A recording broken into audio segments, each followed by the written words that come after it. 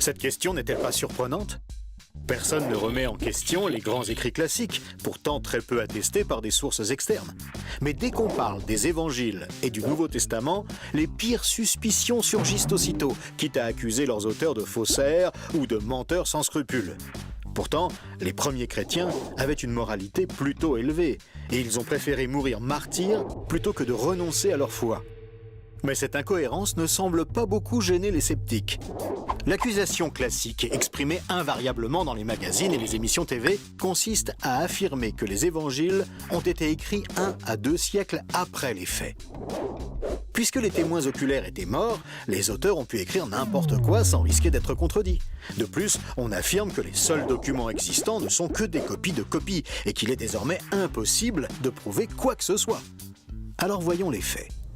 Il est vrai que les 2 codex principaux que nous possédons, le Vaticanus qui reproduit presque toute la Bible et le Sinaiticus qui contient le Nouveau Testament, datent du milieu du IVe siècle, soit 250 à 300 ans après les faits.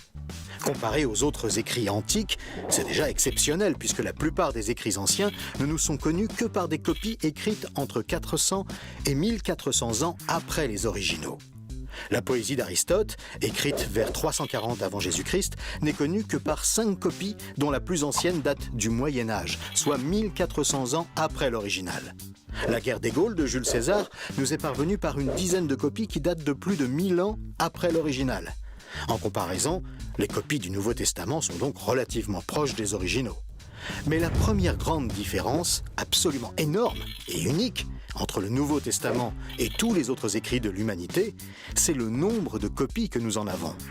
Même si beaucoup d'écrits chrétiens ont été brûlés suite à un édit impérial romain, on a retrouvé plus de 5000 manuscrits du Nouveau Testament écrits dans la langue grecque d'origine.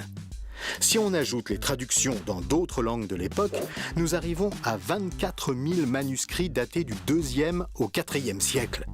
Par comparaison, le texte de l'Iliade, qui compte le plus grand nombre de copies, 643 exactement, est très loin derrière. Ce nombre de copies fait du Nouveau Testament le champion toute catégorie. Mais qu'est-ce que cela apporte ?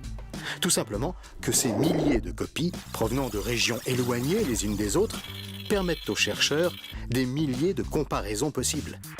Ce travail de comparaison permet de débusquer les erreurs de copie ou les éventuelles malfaçons volontaires.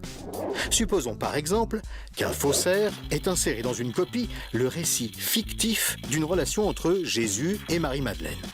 Avec une seule copie, face aux milliers d'autres décrivant sa vie en Galilée avec ses disciples, le faux serait immédiatement démasqué.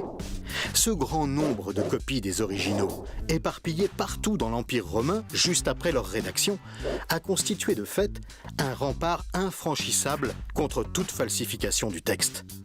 Un faussaire éventuel aurait dû avoir accès à toutes les copies et pouvoir toutes les changer. C'est évidemment impossible. Les experts sont obligés de reconnaître que d'un point de vue bibliographique, aucun document de l'Antiquité n'est aussi bien attesté que le Nouveau Testament. De quels indices sérieux disposons-nous pour déterminer la date réelle de rédaction du Nouveau Testament, Évangiles compris ? Ce sont paradoxalement des ennemis de l'Église qui nous fournissent un premier indice. En 140, Marcion, un hérétique, cite dans ses écrits 11 des 27 livres du Nouveau Testament, preuve formelle que moins de 90 ans après leur rédaction, les écrits du Nouveau Testament existaient et circulaient déjà depuis un certain temps. Second indice, Polycarpe, un disciple de l'apôtre Jean, un homme qui a donc côtoyé personnellement un des 12 apôtres de Jésus, a rédigé une lettre aux croyants de la ville de Philippe dans laquelle il mentionne la totalité des 27 livres du Nouveau Testament.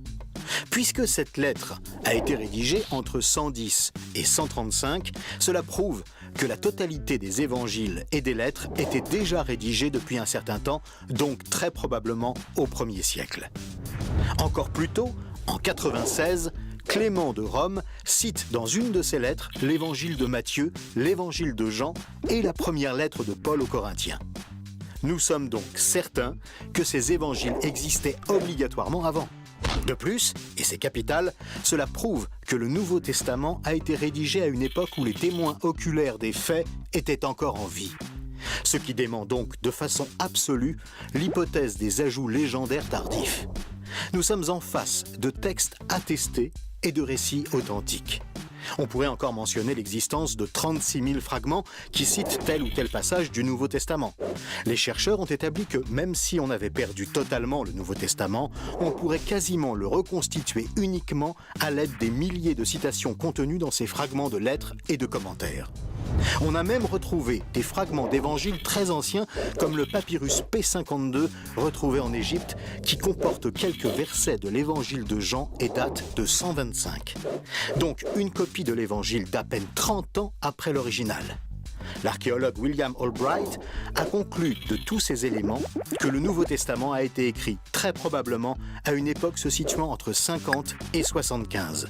Et John Robinson, un expert de Cambridge, estime même que la plus grande partie du Nouveau Testament a été rédigée entre 40 et 65.